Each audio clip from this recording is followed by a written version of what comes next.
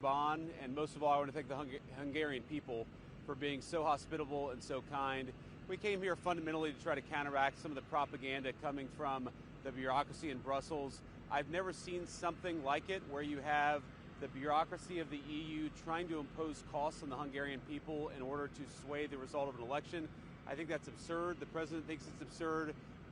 Victor obviously has the president's full support, my full support, and we wish him and the Hungarian people the best. So I'm sad to leave, but excited to get back home. Could I ask you about Iran, sir? So let me just say, given that you guys are going to ask about Iran, let me just say a few things, actually. So, number one, I think it's very important for the American media to be honest with the American people on this particular issue, because it affects not just, you know, the normal issues of public policy. It actually affects peace and war. And here's what I mean.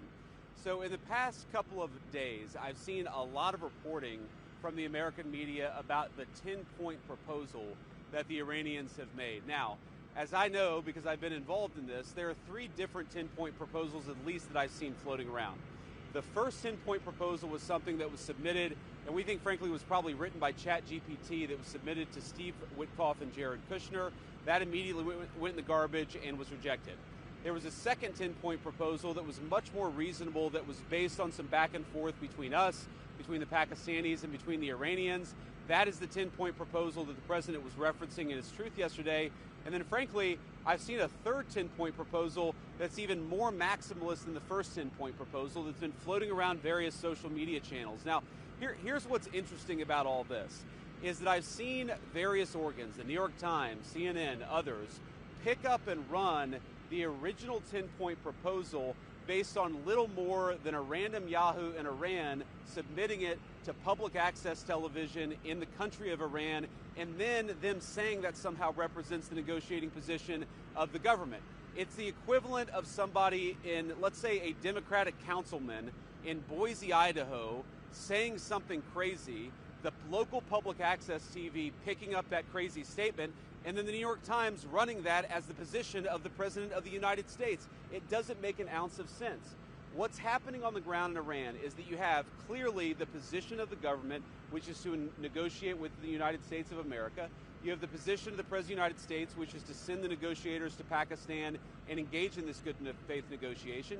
And then, yes, you have some crazy people at the fringes of the Iranian system who are leaking anonymously, either for propaganda purposes or because they're embarrassed or because they don't like what happened. And the final point, when I say they don't like what happened, what we know is that the United States accomplished its military objectives. What we know is the United States could have imposed significant additional military and economic costs on Iran and still has the capacity to do so. But we thankfully at this point, I think, have a ceasefire, thanks to the leadership of the President of the United States. We have the Iranians promising to open the Straits of Hormuz, and we have a negotiation that's supposed to start this weekend. That's the truth. I think it's a good first step. We're going to see if we can make more progress here in the days to come. Can I ask you about Lebanon? Go ahead, yeah. Because there seems to be a disagreement about whether Lebanon was included in this proposal. And the Yeah. Speaker of the Parliament, who you're going to sit across from the table from in Islamabad, has just said that he thinks negotiations would be unreasonable while that war is ongoing. So would you ask Israel to hold off strikes to allow some space for these talks? Well, first of all, I know there's been some conversations between the Israelis and the leadership of our country today. I haven't been involved in that because I've been busy doing stuff in Hungary. I'm actually supposed to get an update when I get on the plane. But let me say a couple things. First of all, I actually think, and there's a lot of bad faith negotiation and a lot of bad faith, propaganda going on. I think this comes from a legitimate misunderstanding. I think the Iranians thought that the ceasefire included Lebanon, and it just didn't. We never made that promise. We never indicated that was going to be the case. What we said is that the ceasefire would be focused on Iran, and the ceasefire would be focused on America's allies, both Israel and the Gulf Arab states. Now, that said, the Israelis, as I understand it, again, I'm supposed to get a fuller report when I get on the plane, have actually offered to be, frankly, to check themselves a little bit in Lebanon because they want to make sure that our negotiation is successful. That's not because that is part of the ceasefire. I think that's the Israelis trying to set us up for success, and we'll, of course, see how that unfolds in the next few days. But look, if Iran wants to let this negotiation fall apart in a conflict where they were getting hammered over Lebanon, which has nothing to do with them, and which the United States never once said was part of the ceasefire. That's ultimately their choice. We think that would be dumb, but that's their choice. Mr. Vice President, Iran is continuing to block the Straits of Hormuz. Do you have an expectation of when that strait is going to be open? Well, we've already seen an increase in traffic today. Hopefully we'll see an increase in traffic tomorrow. We actually think that we are seeing signs that the Straits is starting to reopen. I think you guys have probably seen oil prices have come down, so I think the oil markets, the gas markets are seeing the same thing. But the president's been very, very clear. The deal is a ceasefire, a negotiation. That's what we give. And what they give is the Straits are going to be reopened. If we don't see that happening, the president is not going to abide by our terms if the Iranians are not abiding by their terms. Mr. Vice President, Caroline Leavitt said you played a key role in these talks. Could you help us understand some details about that role? And do you think your well-known opposition to foreign wars generally was a factor that made you a key player in this? Well, I appreciate Carolyn saying that. I mean, you know, my key role was I sat on the phone a lot. I answered a lot of phone calls. I made a lot of phone calls. And again, I'm happy about where we are. I think the president has struck a good deal for the American people, but fundamentally, the Iranians have got to take the next step, or the president has a lot of options to go back to the war. Do you know if Iranians requested that you join the talks? I don't know that. I would be surprised if that was true. But, you know, I wanted to be involved because I thought I could make a difference. And obviously, I think the people really on the ground doing the day-to-day negotiating have been Steve and Jared. They've done a great job. But we're going to keep on working this as a team, as we always have. You know, Pete's been very helpful with the various military elements of this. Marco's obviously been extremely involved. We work as a team. We work effectively. And, you know, yeah, I've been on the phone a lot the past couple of days, but we're glad to be where we are. Mr. Vice President, how is the United States accomplishing its stated objective of ensuring Iran doesn't have a nuclear weapon ever if they still have highly enriched uranium? And what's the plan to get the uranium out? Well, look, I mean, this is one of the things that's going to be one of the main subjects of negotiation is that we want Iran to not be able to make a nuclear weapon. We want the nuclear fuel, which is something the president has made very clear. And there, again, the way to think about this is the United States has certain demands and certain things that we want. The Iranians have things they can get out of the negotiation. The more that they're willing to give us, I think the more they're going to get things out of this negotiation. The president's talked about sanctions relief. The president's talked about economic partnerships and things like that. That's not going to happen unless the Iranians make a firm commitment to stop anything close to the development of a nuclear weapon. And frankly, the president has all the cards here. We've got a lot of leverage. We've got a lot of things that we can do. But right now, I think that we're in a good spot. Is the threat to wipe Iranian civilization off the map still on the table? And is it fair to keep 90 million Iranians under that threat for the actions of their leaders? Well, look, the leadership is really to blame for the condition of the country in Iran. The president of the United States has made very clear that the United States has a lot of leverage here. We have economic leverage. We've got military leverage. What he's trying to do is make sure the American people are safe and strike a deal that's good for the American people. I encourage the Iranians to come to the table seriously. We've seen some signs that they're going to do that. We've seen some signs of bravado.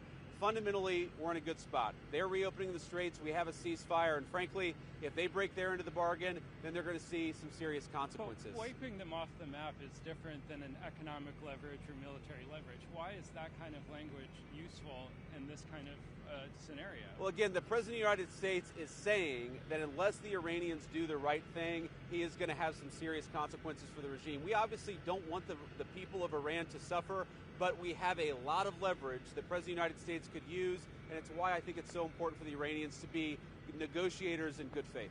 Okay, X has been abuzz the last couple of days with the Free Press story saying that senior Pentagon officials in January, including Rich Colby, brought Cardinal Pierre into the Pentagon. Brought who? Cardinal Christophe Pierre into the Pentagon. I haven't seen this story, unfortunately. And essentially the reporting by the Free Press is that they told him that the American military has a lot of might and they can do whatever they want and the church should get on its side. Does that message sound correct to you? Is that something you would sign off on? So one, I with no disrespect to the Cardinal, I don't know who Cardinal Christophe Pierre is. He's the ambassador to the Holy See and the U.S. Oh, okay. I've met him before. Sorry, I just didn't remember the name. I've never seen this reporting. I'd like to actually talk to Cardinal Christophe Pierre and, frankly, to our people to figure out what actually happened. I think it's always a bad idea to offer an opinion on stories that are unconfirmed and uncorroborated, so I'm not going to do that. Sir, on the question of Iran's enriched uranium, do you see a scenario in which the administration may be willing to agree to allow Iran to continue enriching uranium for civilian nuclear purposes?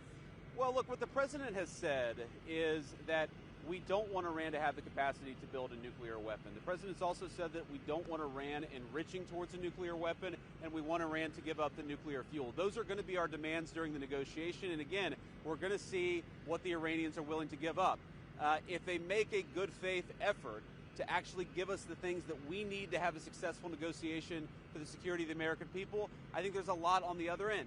If they don't give us what we need, then I think it's going to be bad, but I'm optimistic that the Iranians are going to be smart, that they're going to negotiate in good faith. And your negotiating partner in Iran, I know Kevin sort of asked about this already, but he essentially is saying that they're distrustful of the U.S. for, he tweeted out that 3 of the 10 points in the ceasefire framework have already been violated.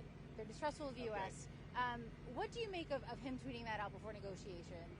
So I thought it was interesting, actually, because I did see that tweet from Ghalibaf actually just a couple of minutes ago.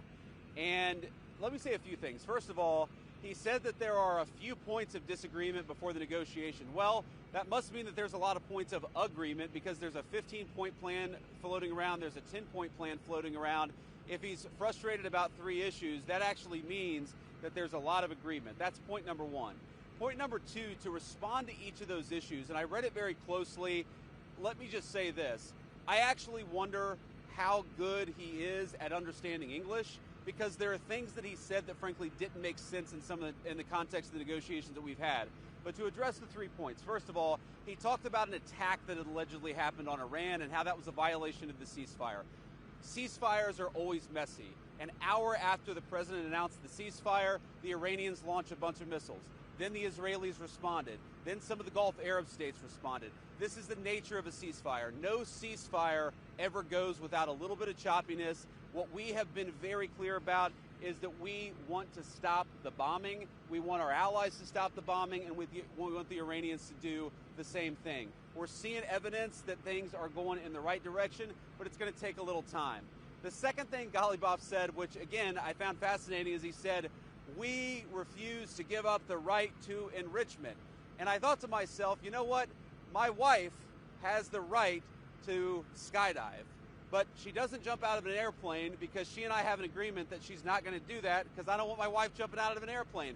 We don't really concern ourselves with what they claim they have the right to do. We concern ourselves with what they actually do. And I think the president's been very clear on the enrichment question.